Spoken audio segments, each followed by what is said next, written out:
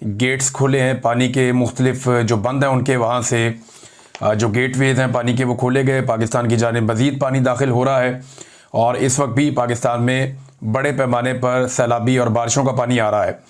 और झंग के इलाके में वहाँ पे भी कुछ बंद टूटे हैं और सैलाब अवामी जो एरियाज़ हैं जहाँ फसलें हैं वहाँ दाखिल हुआ है। स्पेशली जो शाहजीना का इलाका है वहाँ पे, फिर 18 हज़ारी के इलाके में सैलाब का पानी पहुँचा। वज़ीराबाद का इलाका आपके सामने है।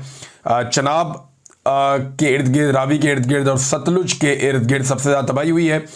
चनियोट में सैलाबी रेला दाखिल हुआ पानी का और वहाँ पे एक बंद टूटा।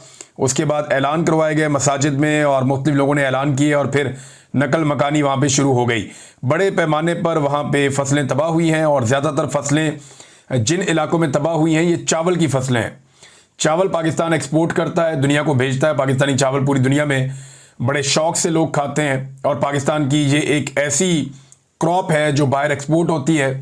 तो इस मरतबा पाकिस्तान के चावलों को नाकाबिले तलाफ़ी नुकसान पहुँचा है और ज़्यादा सैलाब उन इलाकों में आया जहाँ पे चावलों की पैदावार होती है, यानी रावी किनारे ज़्यादा होते हैं, सतलुज वाली साइड पे होते हैं, चनाब किनारे होते हैं।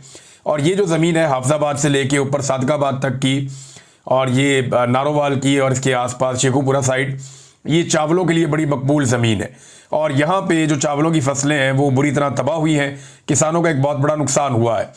चनियोट में लोगों ने इस बात की शिकायत की है कि शुगर मिल को बचाने के लिए हमारे इलाकों को और हमारी फसलों को डबो दिया गया है।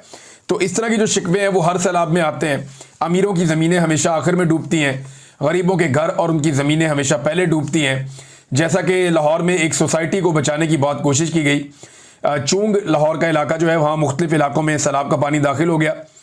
जिस सोसाइटी को बचाने की कोशिश की जा रही थी वो अलीम खान की सोसाइटी है। मुख्तलिफ बंद बनाए और तोड़े जा रहे थे, लेकिन फिर भी उस सोसाइटी के अंदर पानी दाखिल हो गया। एक जिद पकड़ी हुई थी अलीम खान ने कि इसमें पानी नहीं आने दूंगा, क्योंकि इमरान खान साहब ने बहुत पहले मना किया था कि इस सोसाइटी को किसी सूरत भी नहीं बनना चाहिए। इमरान खान साहब इस सोसाइटी के लिए परमिशन नहीं दे रहे थे और यही वजह थी कि ये सारे मिलके उस्मान बुज़दार के खिलाफ हो गए थे। यानी उस्मान बुज़दार की बहुत सारी नेगेटिव चीज़ें मैं खुद भी रिपोर्ट करता रहा हूँ और मैं उसे काबिल वज़ीर आला नहीं समझता।